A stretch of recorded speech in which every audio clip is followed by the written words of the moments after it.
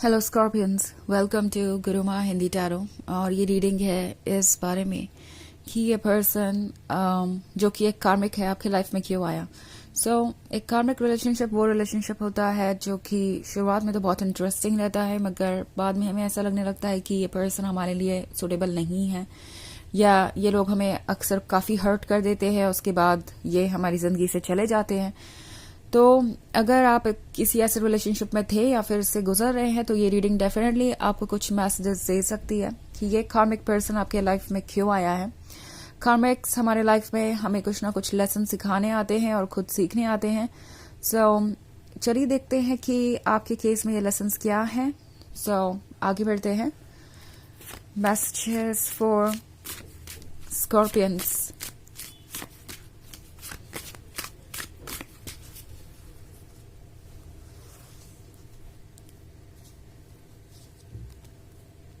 Three of Scepters, Prince of Knives, the Sun, Nine of Knives, and Eight of Grails. Okay. So the Sun का card है। लगता है जैसे आप इस पर्सन के बहुत क्लोज थे, या शुरुआत में आप दोनों के बीच एक ऐसी फायर पैशनेट केमिस्ट्री थी जो आपने पहले कभी एक्सपीरियंस नहीं की है, और इस पर्सन को भी ऐसा ही फील हो रहा था। इस कनेक्शन में कुछ बहुत ज़्यादा अट्रैक्टिव था, कुछ ऐसा था जो डिस्क्राइब नहीं किया जा सकता। ये पर्सन आपके क्लोज रहना चाहता था। ऑल्सो ये लस्ट के बारे में भी हो सकता है। ओके, ये लस्ट इतना ज़्यादा स्ट्रॉन्ग है कि ये पर्सन आपकी तरफ बढ़ने से खुद को रोक नहीं पाया। वो इस रिलेशनशिप में आना चाहते थे। हालांकि ये एक ऐसा पर्सन है जो चीज़ों को लेने में ज़्यादा इंटरेस्टेड था बजाय ऑफर करने के, क्योंकि मैं एट ऑफ ग्रेल्स देख रही हूँ। ये एक ब्रोकन इंसान हो सकता है जो कि पास्ट में बहुत सारी चीज़ों से गुजरा है, जिसकी लाइफ ने उनके साथ जस्टिस नहीं किया, ऐसा उन्हें लगता है। उन्हें ऐसा लगता है जैसे कि कभी उन्हें कोई सीरियसली ले ही नहीं पाया, और उन्हें कभी वो लव और अटेंशन मिला ही नहीं जो चाहिए था। ये एक ऐसा पर्सन है जो कि सिक हो गया था अपने ही आइडियाज में ट्रैप होकर, अपने ही इनसिक्योरिटी में। ओके, अगर आप इस फोटो को देखें तो आसपास एक डार्क ग्रीन फॉग नजर आ रहा है आपको। ये वो टॉक्सिक चीजें हैं जो इस पर्सन को सफोकेट कर रही है। फॉर एग्जाम्पल, एक टॉक्सिक गैस जो उन्हें सफोकेट कर रही है। उन्होंने ये मास्क पहन रखा था।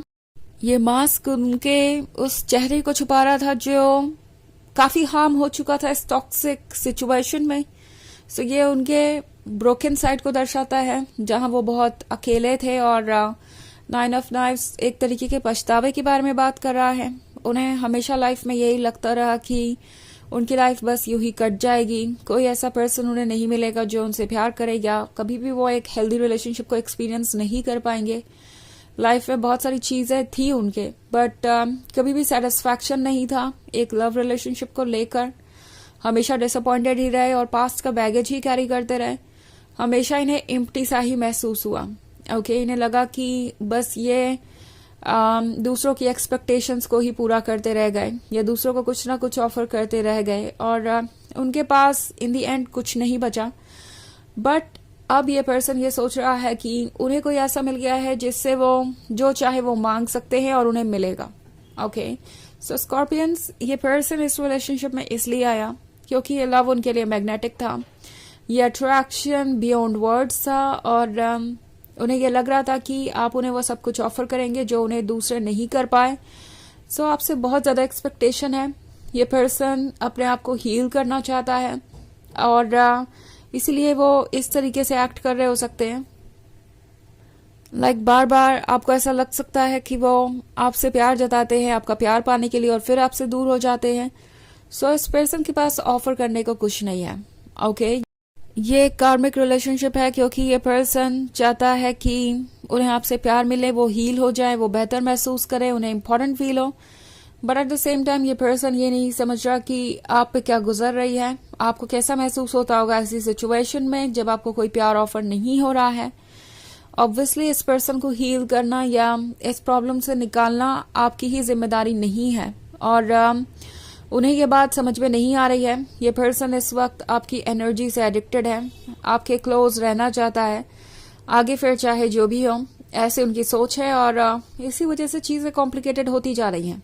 ओके, मे बी आपका दिल बड़ा है, आप बार बार यही सोच के कॉम्प्रोमाइज़ कर रहे हैं या उन्हें कुछ ऑफर कर रहे हैं कि चलो कोई बात नहीं, ये पर्सन बाद में बदल जाएगा या एक बार हील कर गया तो फिर ये आपके साथ एक नॉर्मल रिलेशनशिप में आ जाएंगे।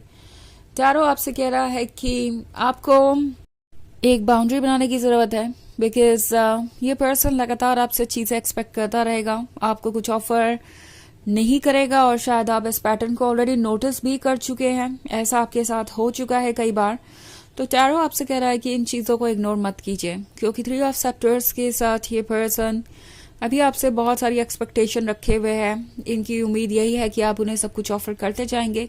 इवन इफ अगर आपका ब्रेकअप हो चुका है तो भी एक्सपेक्टेशन यही रहेगी कि आप उन्हें चेज करें, उन्हें वो सब कुछ ऑफर करें जो उन्हें चाहिए, बिना कहे उनके दिमाग को पढ़ लें, उनके रिजेक्शंस को अवॉइड करके बार बार उन्हें अप्रोच करें। टैरो आपसे कह रहा है कि ये आपके लिए अच्छा नहीं है।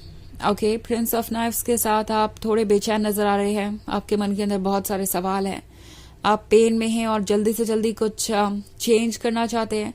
यस, चेंज कीजिए, मगर इस रिलेशनशिप में आपको चेंज करने या सुधारने लायक नहीं रह गया।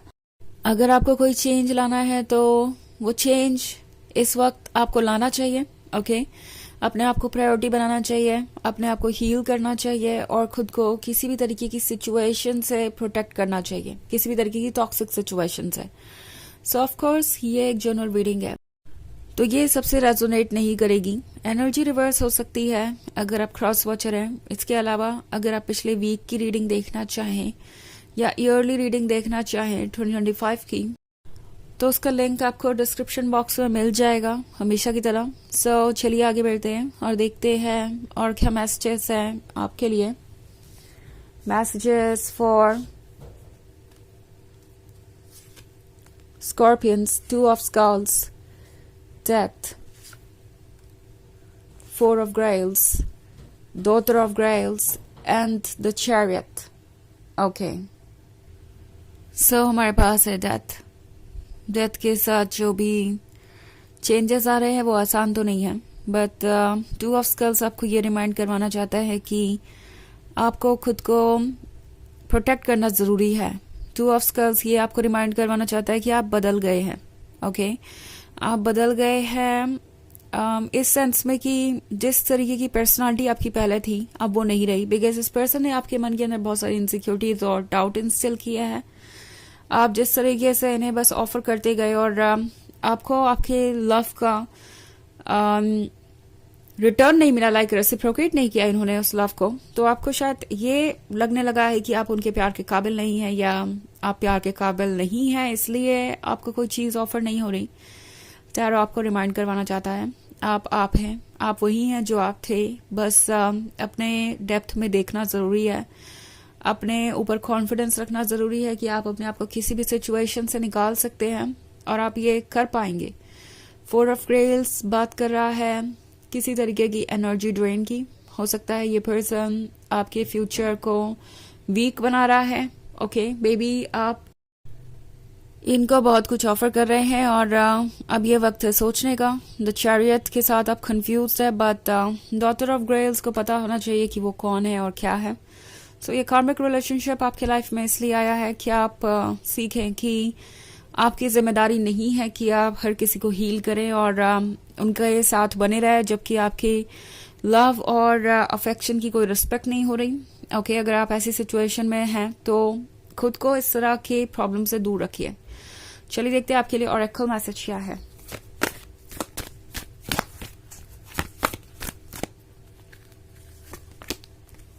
White Eagle, Ancestor Spirit, connect to your lineage. A family wound or pattern can be healed now. इस रिलेशनशिप में शायद आप ऑलरेडी इतने ड्रेन हो चुके हैं कि अब तो हीलिंग की जरूरत आपको भी है। सो उन लोगों के क्लोज रहिए जो आपको संभाल सके, आपको हील कर सके। ओके, पुरानी चीज़ों को आप ठीक कर सकते हैं, पुराने पैटर्न्स को आप ठीक कर सकते हैं और अभी भी अपने लिए वो चूज कर सकते हैं जो सही है। सो ये है रीडिंग इस बारे में कि ये कार्मिक आपके लाइफ में क्यों आया। आई होप आपको अच्छी लगी होगी। Thanks for watching. Till next video, bye.